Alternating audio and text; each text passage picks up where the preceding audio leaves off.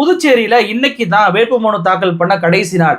விஜய் அவர்கள் வேட்புமனுவே தாக்கல் பண்ணாம இருக்கிறாரு. புதுமுகமா இருக்கக்கூடிய முதல் தேர்தலை சந்திக்கக்கூடிய அந்த வேட்பாளர்கள் அத்தனை பேருமே வேட்புமனுவை தாக்கல் பண்ணுவதற்கு சிரமப்பட போறாங்க அப்படின்னு சொல்லி நாம ஏற்கனவே ஒரு வீடியோவை வெளியிட்டு இருந்தோம். நேற்றைக்கு இரவோடு இரவாக 30 சீட்டுக்குமே வேட்பாளர் பட்டியலை வெளியிடுறாரு விஜய். எந்த கட்சியுமே இரவோடு இரவாக வேட்பாளர் பட்டியலை வெளியிட்டதே கிடையாது. ஆனா விஜய் வெளியிட்டார். ஏன் அப்படின்ற காரணம் இப்பதான் புரிய வந்திருக்கு. இந்த 30 வேட்பாளர்கள்ல முதல் 6 வேட்பாளர்கள் எடுத்துட்டாலும் சரி, 11வது வேட்பாளர் எடுத்துட்டாலும் சரி, அத்தனை பேருமே அமித்ஷாவுடைய ஆளாக, ஆளுநர் கிரண்பேடியுடைய ஆளாக, பாஜகவுடைய ஆளாக, பாஜக ஆதரவு உள்ள ஆட்களாக இருக்கிறாங்க அப்படின்ற பட்டியலே இப்ப நம்ம கை கிடைச்சிருக்கு. இதுல கொடுமையான விஷயம், நேத்து வரைக்கும் பிஜேபி வேட்பாளர்னு சொல்லிக்கிட்டு பிஜேபி சார்பாக ஹாட் பாக்ஸ் கொடுத்தவர்கள் எல்லாம் இன்னைக்கு தாவேகாவுடைய வேட்பாளராக மாறி இருக்கிறாங்க. அப்ப இதுல இருந்து என்ன தெரியுது? தாவேகா சார்பாக இவங்க விருப்ப மனுவும் கொடுக்கல, இவங்களுக்கு நேர்காணல் நடத்தல, எதையுமே பண்ணாம நேரடியாக வேட்பாளர் அறிவிச்சிருக்கிறாங்க அப்படின்றது தெரியுதா? அந்த பட்டியலை இப்ப நான் காட்டுறேன் பாருங்க. இதுல முதல் வேட்பாளர் லாஸ்பேட்டை தொகுதி வி சாமிநாதன். இவர் யாரு தெரியுமா? 1990கள்ல இருந்து பிஜேபியில உறுப்பினராக இருக்கக்கூடியவர். 3 முறை புதுச்சேரியுடைய மாநிலத்துடைய பாஜக தலைவராக இருந்தவர். அமித்ஷாவுடைய நேரடி ஆள். இவர் 2017ஆம் ஆண்டு ஆளுநர் கிரண்பேடியால இரவோடு இரவாக குறுக்கு வழியில ஜனநாயகத்திற்கு எதிராக எம்எல்ஏவாக நியமிக்கப்பட்டவர். எவ்வளவு பெரிய குடும்பம் பாருங்க. ஜனநாயகத்தை பத்தி பேசக்கூடிய விஜய் இன்னைக்கு ஜனநாயகத்திற்கு எதிராக புதுச்சேரி மாநிலத்துல முதலமைச்சராக நாமினேட் பண்ணக்கூடிய, அந்த அரசால நாமினேட் பண்ணக்கூடிய எம்எல்ஏக்களுடைய நியமனத்தை ஆளுநர் கிரண்பேடி அதிகார துஷ்பிரயோகம் பண்ணி நியமிக்கப்பட்ட ஒரு ஆளுக்கு இன்னைக்கு முதல் வேட்பாளராக தன்னுடைய கட்சி சார்பில் நிறுத்தியிருக்கிறாரு இந்த விஜய். இவர் ஒன்னும் பாஜக கொள்கைக்கு பிடிக்காம அந்த கொள்கையை முரண்பட்டு போயெல்லாம் தாவேகால இணையல. செல்வ கணபதி என்பவரை மாநில தலைவராக 2023 நியமிச்சதுனால, அவர் இவரை ஓரங்கட்டினதுனால வேற வழி இல்லாம தான் தாவேகால போய் இணைஞ்சாரே தவிர பாஜகவுடைய இந்துத்துவ சித்தாந்தவாதியாக தான் இப்பவும் இவர் இருக்கிறார். இந்த சாமிநாதன் தான் தாவேகாவுடைய முதல் வேட்பாளர்.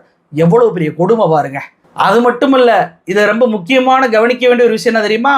இவருக்கு சொத்து மதிப்பு மட்டும் 2021 இவர் போட்டியிடும் போது சொத்து மதிப்பு 15 கோடியாக இவர் காட்டியிருக்கிறார்.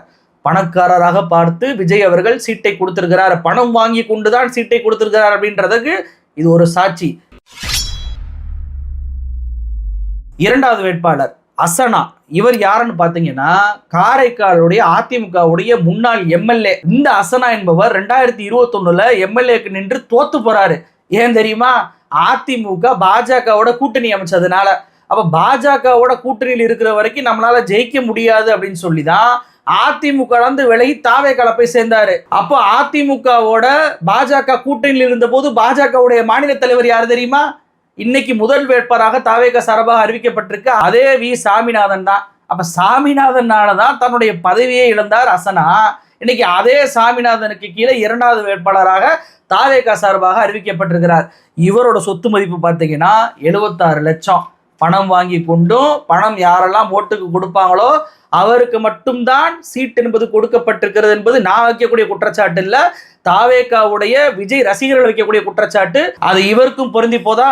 3வது வேட்பாளர் நெட்டப்பாக்கம் எல் பெரியசாமி.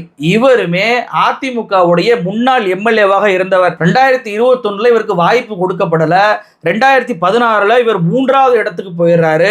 2011 தான் என்ஆர் காங்கிரஸ் உடைய உதவியோட இவர் அங்க வெற்றி பெறாரு.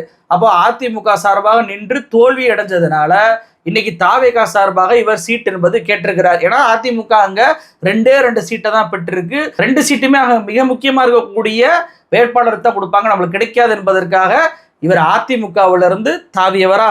இவருடைய சொத்து மதிப்பு 6 கோடி ரூபாய். இவங்க எல்லாத்தையும் கூட மன்னிச்சிடலாங்க. இந்த 4வது வேட்பாளரை மட்டும் என்னால சாதாரணமா கடந்து போகவே முடியல. தாவேகா சார்பாக புதுச்சேரியுடைய 4வது வேட்பாளர் திருப்புவனை தொகுதிக்கு AK சாய் ஜே சரவணகுமார். இந்த சரவணகுமார் யாரு தெரியுமா? 2021 பாஜக சார்பாக எம்எல்ஏவாக வெற்றி பெற்று பாஜக அமைச்சராக ரங்கசாமியுடைய அமைச்சரவையில ஆதி திராவிடர் நலத்துறையுடைய அமைச்சராக இருந்தவர். இவருக்கு தான் தாவேகா சார்பாக சீட்டு என்பது கொடுக்கப்பட்டிருக்கு. இதை விட ஒரு கொடுமை என்ன தெரியுமா? இதே நபருக்கு எதிராக தான் ஊழல் குற்றச்சாட்டை வச்சு விஜய் அவர்கள் புதுச்சேரி மீட்டிங்ல பேசினாரு. அந்த வீடியோ காட்டுறேன் பாருங்க.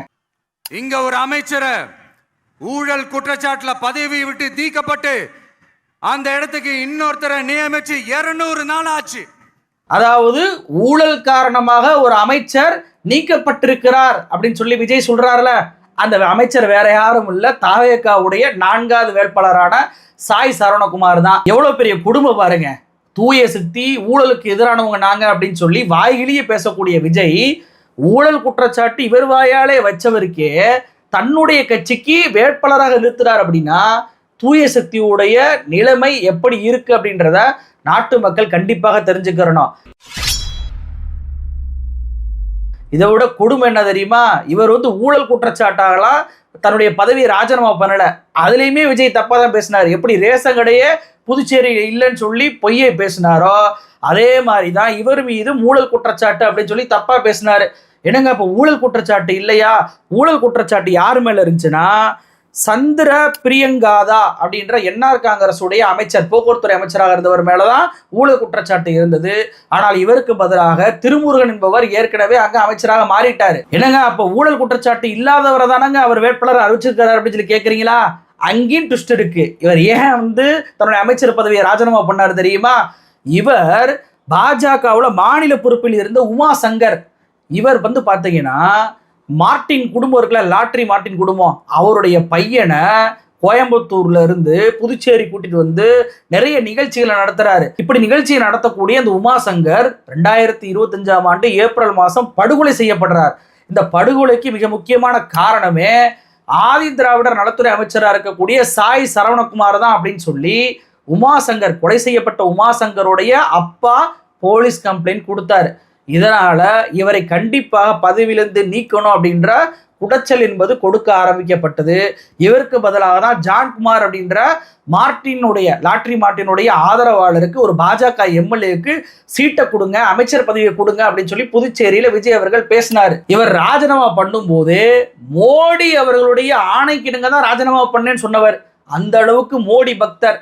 நேற்று வரைக்கும் பாஜகவில் மீண்டும் தனக்கு எம்எல்ஏ சீட்டு கொடுப்பாங்க என்று காத்திருந்தவர் எம்எல்ஏ சீட்டு கொடுக்கவில்லை என்றவுடன் பாஜக ஆபீஸை போய் முற்றுகையிட்டு தன்னுடைய பாஜக துண்டை எல்லாம் போட்டு கொளுத்தி பாஜக ஆபீஸை கந்தகோலம் பண்ணவர் தான் இந்த சாய் சரவணகுமார். அப்போ முதல் நாள் வரைக்கும் பாஜக இருந்தவர், வேட்பாளராக தன்னை அறிவித்து கொண்டவர், திடீரென தாவேகா வேட்பாளராக அறிவிக்கப்படுறாருன்னா என்ன அர்த்தம்? இவர் விருப்ப மனு என்பதே கொடுக்கல, இவருக்கு நேர்காணல் என்பதே நடக்கல, இவருக்கு பாஜகவோட சீட்டு கொடுக்கலன்னு முதல் நாள் கட்சியில சேர்ந்த முதல் நாள்லயே விஜய் அவர்கள் வேட்பாளராக அறிவிக்கிறாருன்னா என்ன அர்த்தம்? அங்க விஜய் ரசிகர்கள் ஒருத்தரை மதிக்கலன்னு அர்த்தம். பணம் உள்ளவனை மட்டும்தான் கட்சியில சேர்ப்பேன்னு அர்த்தம். பாஜக காரணமாக இருந்தா முன்னுரிமை கொடுப்போம்னு அர்த்தம். வேட்பு மனுவோ விருப்ப மனுவோ எதுவுமே தாவேக்கால முக்கியம் இல்லைன்னு அர்த்தம். அப்போ கொலை பழி சுமத்தப்பட்ட ஒரு கொலை குற்றவாளியாக பேசப்பட்டவருக்கு தான் இந்த விஜய் அவர்கள் 4வது வேட்பாளராக நிறுத்தி இருக்கிறார். எவ்வளவு பெரிய குடும்பம் பார்த்தீங்களா? 5வது வேட்பாளர் சுயேட்சையாக முத்தியால்பேட்டையில வென்ற ஜே பிரகாஷ்குமார், இவரை தான் தன்னுடைய கட்சிக்கு 5வது வேட்பாளராக அறிவிச்சிருக்கிறார். இவர் யார் தெரியுமா? பாஜகவுக்கு ஆதரவு கொடுத்த சுயேட்சை எம்எல்ஏ. இவரும் பாஜக காரரா. 6வது வேட்பாளர் பாக்கூர் தொகுதி என் தனவேலு, இவர் யாருன்னு கேட்டீங்கன்னா இவர் காங்கிரஸ் கட்சியுடைய முன்னாள் எம்எல்ஏ. 2020 இவரை காங்கிரஸ்ல இருந்து தகுதி நீக்கம் பண்றாங்க. சபாநாயகர் அவருடைய எம்எல்ஏ பதவியை பறிக்கிறாங்க. கோர்ட்லாம் கேஸ் நடந்துச்சு. ஏன் எம்எல்ஏ பதவியை பறிச்சாங்க தெரியுமா? இவர் ஆளுங்கட்சிக்கு எதிராக புகாரா சொல்றாரு. அதாவது நாராயணசாமி அவர்கள் ஊழல் செய்கிறார் அப்படின்னு சொல்லி புகார ஆளுநராக இருந்த கிரண்பேடி அவர்களை போய் சந்திச்சு கொடுக்குறாரு. அமித்ஷாவை நான் போய் சந்திச்சு கொடுப்பேன் அப்படின்னாரு. அப்போ கிரண்பேடி கூட அமித்ஷா கூட தொடர்பு வைத்திருக்கிறார் என்ற அடிப்படையில் தான் இவருடைய எம்எல்ஏ பதவியை புதுச்சேரியில பறிச்சாங்க. அப்போ பாஜகவுடைய கிரண்பேடியுடைய அமித்ஷாவுடைய ஆதரவாளராக மாறிய இவரை தான் 6வது வேட்பாளராக பாகூர் தொகுதிக்கு நிறுத்தியிருக்கிறார் விஜய் அவர்கள். அப்ப முதல் 6 வேட்பாளர்களுமே பிஜேபி காரர்களா இருக்கிறாங்க, பிஜேபி ஆதரவு கூட்டணியில் இருந்தவங்களாக இருக்கிறாங்க அப்படின்றது புரியுதா? இது எல்லாத்தையும் விட இன்னும் உச்சகட்ட கொடுமை 11வது வேட்பாளராக மணவேலி தொகுதிக்கு அறிவிக்கப்பட்டிருக்கக்கூடிய ராமு அப்படின்றவர் தான். இவர் யாருன்னு கேட்டீங்கன்னா பாஜகவுடைய மாநில செயலாளராக இருந்தவர். இவருமே சாய் சரவணகுமார் எப்படி முதல் நாள் வரைக்கும் பாஜக வேட்பாளராக தன்னை அறிவித்து கொண்டு வேலை பார்த்தாரோ அதே போலதான் தன்னை பாஜகவுடைய வேட்பாளராக மணவெளி தொகுதியுடைய வேட்பாளராக அறிவித்து கொண்டு ஹாட் பாக்ஸை வீடு வீடா கொடுத்தவர். இந்த குற்றச்சாட்டை நான் வைக்கல.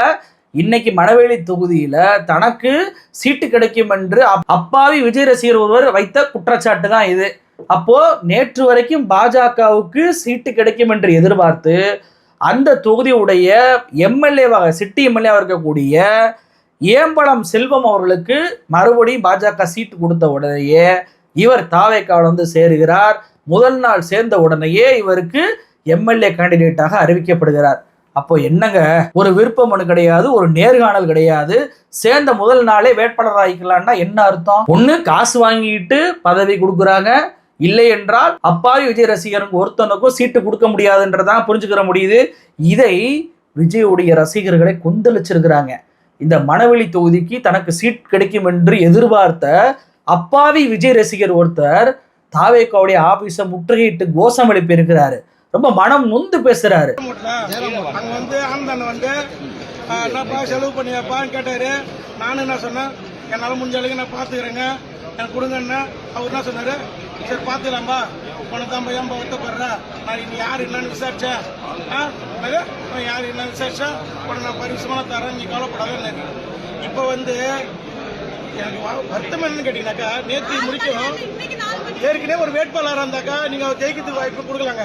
அவர் எந்த வேட்பாளர் நின்னுக்கிறாரு, ஏதாவது ஒரு வாட்டி நின்னுக்கிறாரா?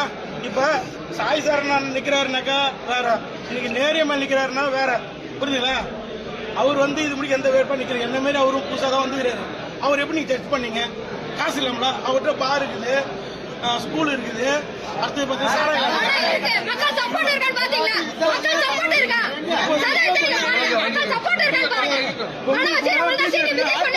பிஜேபி சார்பா ஹாட் பாக்ஸ் கொடுத்தாரு.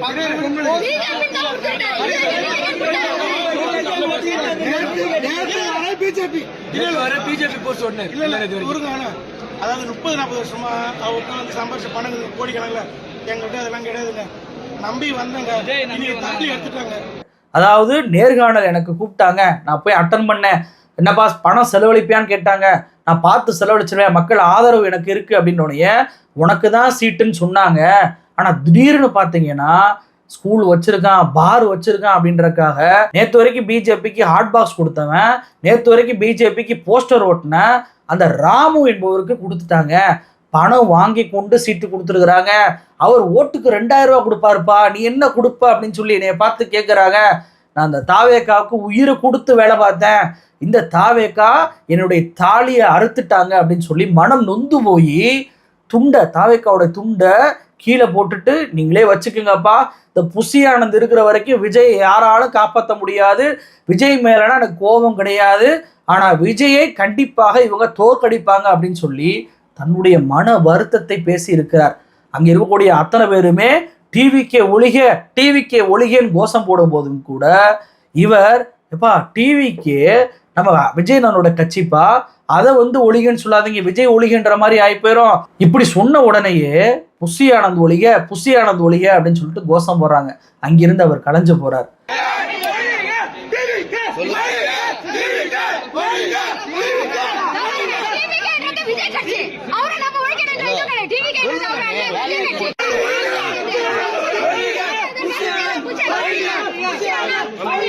எவ்வளவு பெரிய வேதனைக்குரிய விஷயம் பாருங்க.